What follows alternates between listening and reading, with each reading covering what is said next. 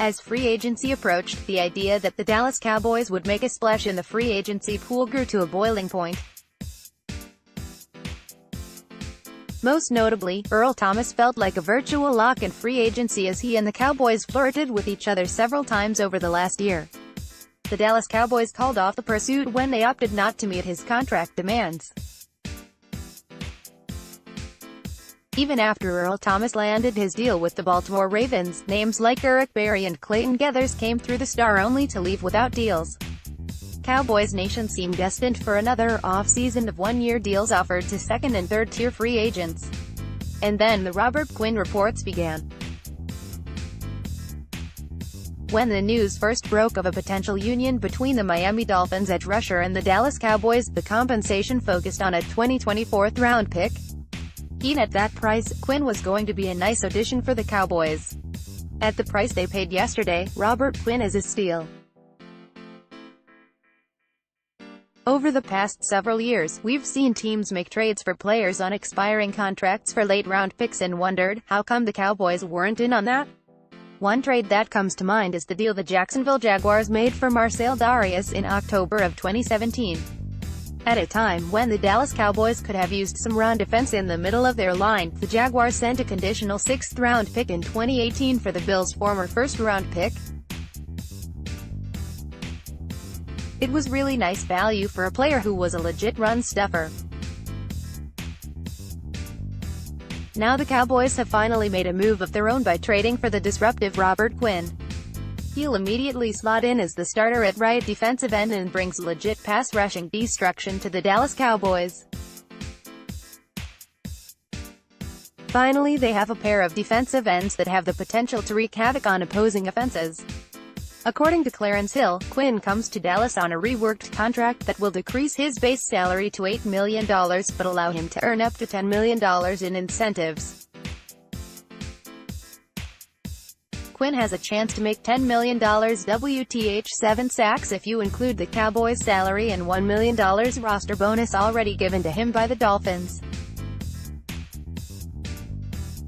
https://t.co/ht6FIOC29R Over the course of his 8 seasons in the NFL, Quinn's averaged 8.6 sacks per season and 13.9 games played per year.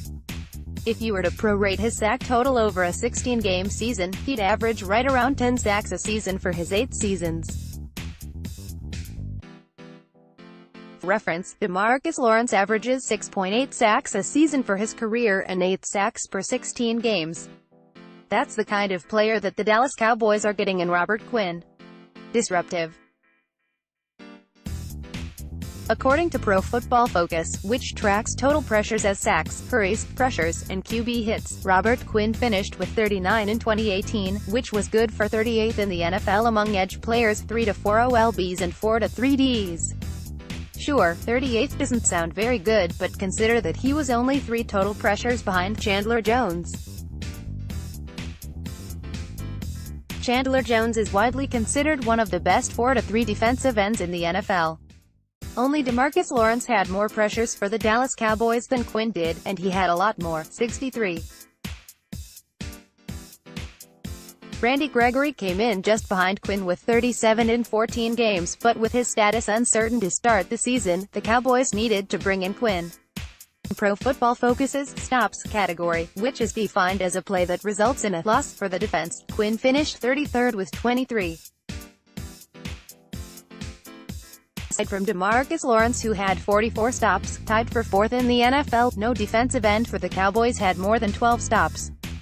Now Robert Quinn comes to Dallas where he won't be the focal point of opposing offenses' game plans.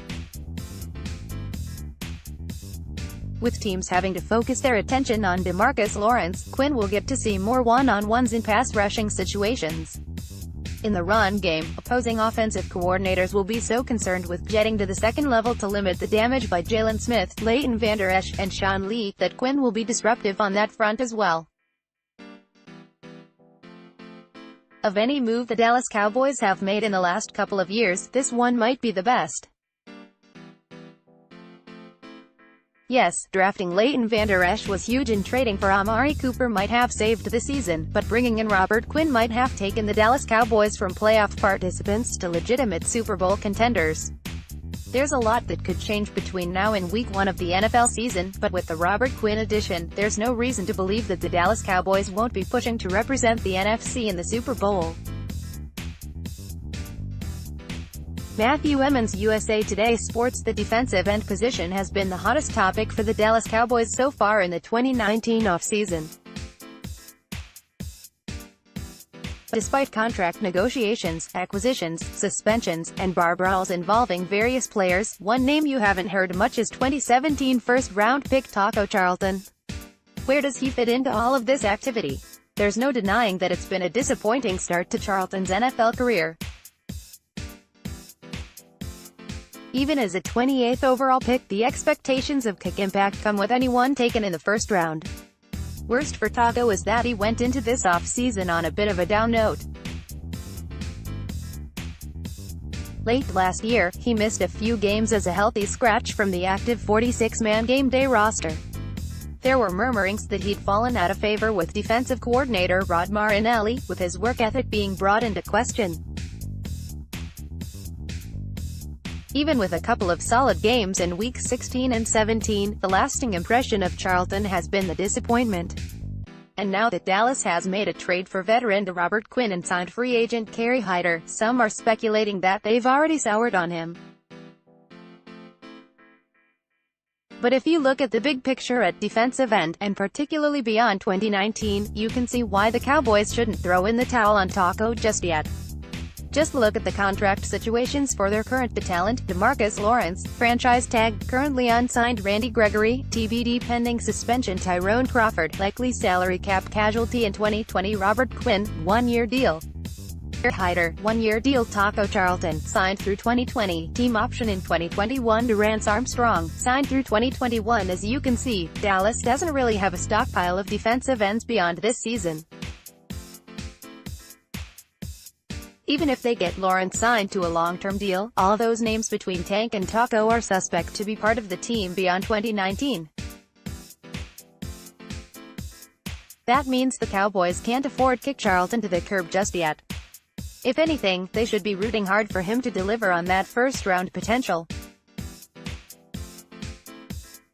Positive signs from Taco in 2019 would mean getting a potential discount for a starting defensive end in 2020, when he still counts just $3.2 million on the last year of his rookie deal. Dallas would also need to decide what to do about the fifth-year option in 2021, which currently projects to be around $9.50 minus $10 million for a defense end taken in the late first round.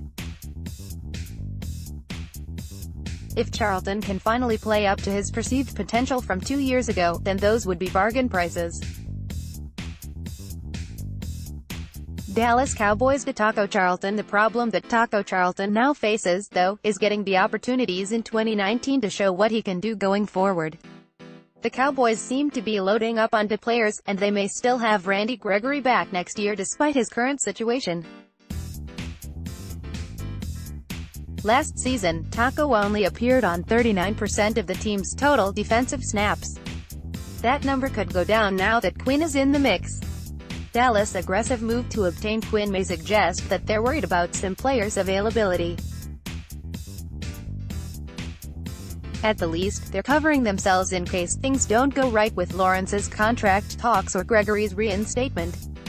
If either of those situations were to end unfavorably, that could help open the door for Taco's playing time next year.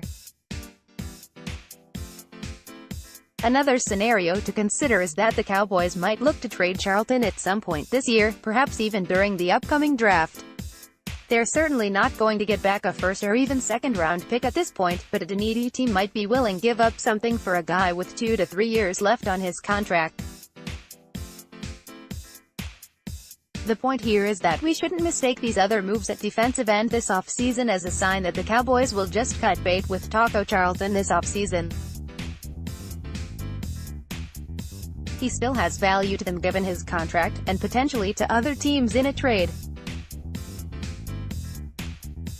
Maybe someone else who liked him in the 2017 draft would think they can get more out of him than Dallas has. Despite the disappointing start, Taco may still have a positive impact on the Cowboys one way or another. Yesterday we did a projected offensive depth chart based on players the Dallas Cowboys currently have under contract for 2019. Today we're looking at the defense, which could still see some significant changes once the NFL draft and free agency are over.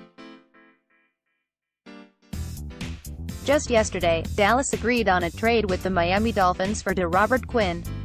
This helped answer the biggest question facing the Cowboys' defense. DeMarcus Lawrence remains in contract limbo, Randy Gregory is indefinitely suspended, and Tyrone Crawford now faces potential suspension for involvement in a recent bar brawl. Many expect Dallas to focus on defense with their early draft picks, perhaps adding a safety with their 58th overall pick in the second round. Any players drafted in the first 5 rounds are likely to make the roster, knocking off some of the lower-tiered players we currently have. The purpose of today's exercise, I'm going to go ahead and put DeMarcus Lawrence on the depth chart. I know he's not technically under contract and it could go a few ways, but the odds are that he will be playing for the Cowboys this season thanks to the franchise tag. By that same logic, I'm not going to include Randy Gregory. There may be high hopes that he will be able to get his suspension lifted or reduced, but we saw him miss nearly 2 full seasons from 2016-2017 with these issues. Crawford, on the other hand, likely won't miss more than a game or 2 with his problem. We'll go ahead and put him in for now, as there's still a good chance he won't miss any time. Who starts at defensive tackle is hard to say. For now, we'll defer to Crawford as the veteran and Woods as one of the standout players from last year. But Elliott Collins and newly signed Christian Covington will compete and have every chance to get into that starting lineup. And really, fussing over starting jobs with this defense is a waste of breath. Snap counts are what really matter. Teams use their nickel scheme more during a season than their base defense. A guy like Collins may not play the first snap of the game, but could be seen more over the long haul in passing downs. There's no mystery who the starters will be at linebacker and cornerback. For the safeties, Xavier Woods and free agent George Iloka are the best bet, but nothing is certain. The draft is going to lead to some tough cuts, perhaps a guy like Daniel Ross at DT or veteran Justin March Lillard at linebacker. At cornerback, C.J. Goodwin is a veteran who played late in 2018 but is 29 years old and offers no upside. As we saw yesterday with the offense, it's encouraging to see how filled out the roster already looks. The Cowboys could go into the season with this group and be as competitive as they were a year ago, but they still have opportunities coming up to get better. But of course, that statement gets blown to pieces if they don't figure things out with DeMarcus Lawrence. Todd Archer of ESPN and Ian Rapoport of NFL Network are reporting that Dallas Cowboys cornerback Byron Jones underwent hip surgery this week, but expects to be ready for training camp this summer. Rapoport, on the other hand, seems unsure of what Jones' availability will be for camp, calling it a wait-and-see situation. Byron Jones' surgery was described as a cleanup and he has a shot to be ready for training camp. Wait and see on that https://t.co/150Q9GZNB. Jones is coming off of his first Pro Bowl and All-Pro selections, after moving to corner full-time and having the best season of his career in 2018. Jones did slow down a bit towards the end of the season, and it's fair to wonder if his hip had anything to do with that deterioration of sorts. Jones enters 2019 in a contract year, playing on the 5th-year option from his rookie deal. Most expect Jones to be the odd man out during the Cowboys' contract extension bonanza over the next 2 off-seasons, but Jones certainly earned himself a big deal with his play. Byron Jones has not missed a game during his 4-year career.